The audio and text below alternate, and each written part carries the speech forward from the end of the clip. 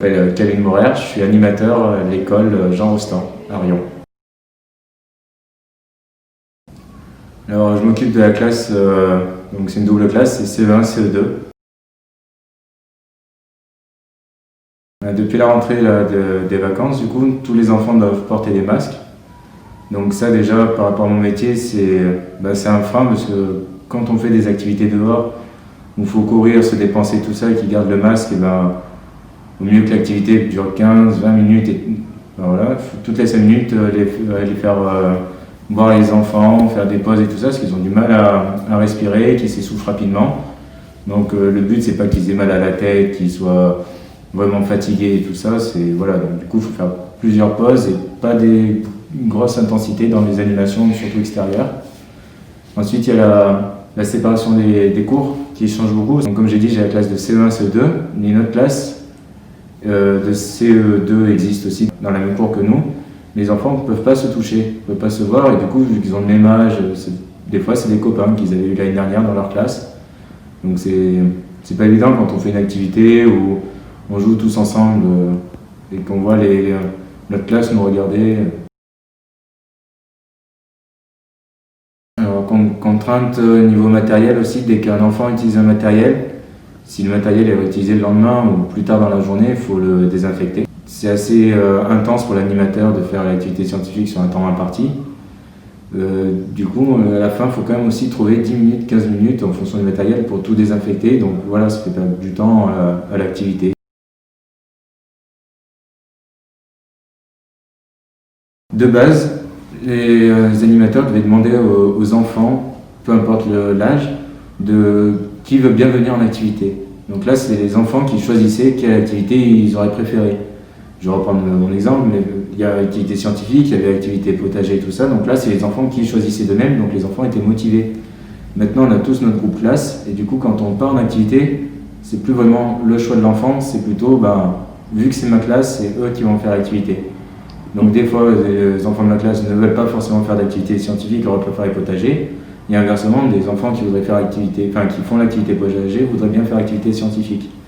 Donc ça, c'est dommage pour les enfants et pour nous, parce que du coup, il faut remotiver les enfants, il faut trouver des alternatives si l'activité vraiment ne marche pas.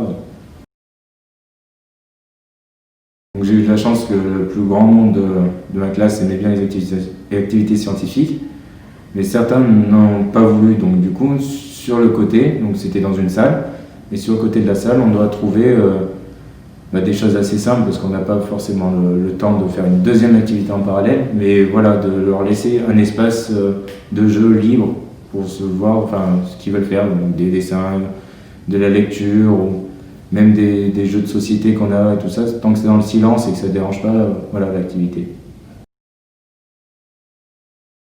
Je pensais à la base que ça allait être très compliqué de demander aux enfants de porter le masque, qu'on n'allait plus du tout faire d'activité, qu'on allait passer tout notre temps à leur dire remettez bien votre masque et tout ça, mais ça a été vraiment bien accepté par les enfants au final. J'étais agréablement surpris, on n'est pas obligé de faire comme on dit la police tout le long de notre temps périscolaire.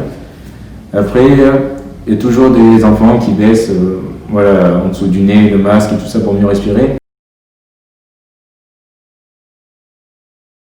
J'en ai parlé parce que il y avait ce problème de l'enfant qui avait du mal à respirer et tout ça. Et oui, nous, c'est pas.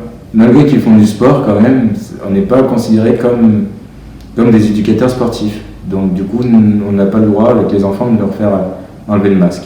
Ça, c'est vraiment pour ceux qui ont comme profession le sport avec les enfants. Pour certains enfants, c'est l'élocution, parce qu'il y a certains enfants qui ont encore du mal, même à 7 ans, 8 ans, de s'exprimer, donc qui ont... déjà, quand il n'y avait pas de masque, il fallait prendre du temps avec eux et tout ça. Maintenant qu'ils ont un masque, ça devient vraiment très compliqué, parce qu'on n'a plus le visuel de la bouche, ni de l'expression du faciès qui rentre en compte pour les comprendre. Et sinon, donc on les fait boire tout le temps, parce que il faut qu'ils fassent des pauses quand ils courent et tout ça. C'est vraiment j'ai eu un cas une fois d'une petite qui avait eu mal à la tête parce que dans la cour elle n'arrêtait pas de courir, elle s'amusait comme avant le port du masque, et en fait ça lui a joué un tour, elle est devenue toute rouge avec un mal de tête, Et voilà, ça, il faut vraiment veiller à ça avec les enfants maintenant.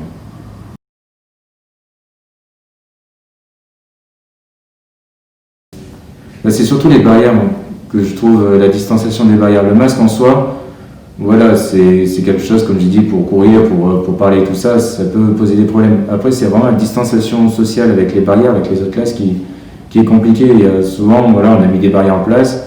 Les enfants vont souvent aller vers les barrières pour discuter avec les copains qui sont dans d'autres classes. Et donc, bon, là, on essaye de les séparer tout ça, mais en même temps, on essaye de trouver des activités quand même pour qu'il y ait un échange entre les classes. Par exemple, avec l'animatrice Johanna, un exemple d'activité, on disait le nom de quelque chose, donc soleil, d'un objet, de quelque chose qui existe. Et les deux classes étaient séparées, donc bien en distanciation sociale. Et la première classe à avoir trouvé une chanson avec le mot en question, elle gagnait. Du coup, voilà, les deux classes participent au même jeu, au même moment, sans être proches. Et pourtant, voilà, ils jouaient entre copains, même sans forcément se toucher, sans forcément ne pas respecter les distanciations. Et ça fait partie d'une activité parmi d'autres. Et voilà, en gros, c'est ce qu'on réfléchit en ce moment, de faire des activités pour ne pas briser ce lien qu'il y avait entre toutes les classes.